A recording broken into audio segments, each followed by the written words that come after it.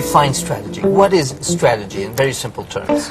Well, in very simple terms, it's what's going to make a particular organization different and provide a competitive advantage.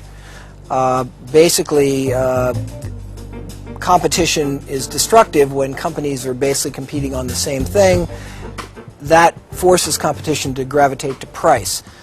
Strategy is finding a different way to compete to create a different sort of value for the customer, which allows a company to prosper, to achieve superior profitability. What is not strategy? Simply implementing best practices, buying the latest machine, using the internet to communicate with your customers. There are lots of things that managers do that they have to do to actually keep making the company more productive and more efficient and to attain the kind of latest technology and knowledge about management. All those things are a necessity, but they're not strategy. Strategy is not about doing the same thing better. Strategy is about finding that different place for the organization to deliver value. But what makes it challenging is you have to do both of these things at the same time. You got to keep assimilating best practices, but at the same time having real clarity about what's going to make you different. You wrote a book 25 years ago that has remained at the top of the list of the strategy books. What were the key messages in that book? Well, I've written a number of books about strategy. I think my first really major book on strategy was a book called Competitive Advantage, and I think the really major message of that was really how to look at the industry in which you compete and how to think about what causes industry profitability and how, by understanding that, a company can improve its own position. In that book, I introduced the so-called 5 forces framework, that in any industry you've got to look at the power of the customer, the power of the supplier, the barriers to entry, the threat of substitute products, and the nature of the rivalry itself, and that those 5 forces collectively define really the profit potential of any business. And this was, I think, a breakthrough in the field, because really we had no systematic way of looking at industries.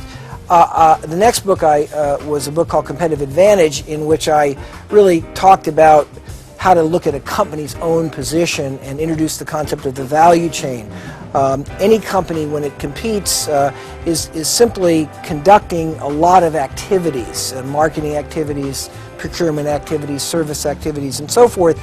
And the value chain provided a framework for understanding how a particular company was competing versus its competitors, and therefore sharpening the distinctions in terms of its position. I think if I had to sort of highlight the major concepts that have made my work relatively enduring, it would be some of those ideas. Interesting. And after 30 years, what has changed? Is everything relevant, or have things evolved? Well, I've always focused not on the specifics of how a particular industry operates or a particular company competes.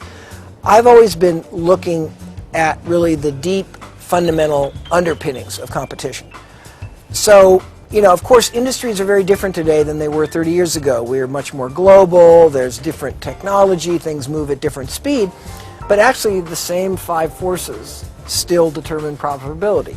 It's still the power of the customer, the power of the supplier. So I think in some sense everything has changed, but at least from my point of view, very little has changed, in the sense that the enduring fundamentals of industry structure and the value chain and the importance of price and cost in determining superior performance, the distinction between operational effectiveness and positioning, all those things are what I would say are really competitive fundamentals that are timeless.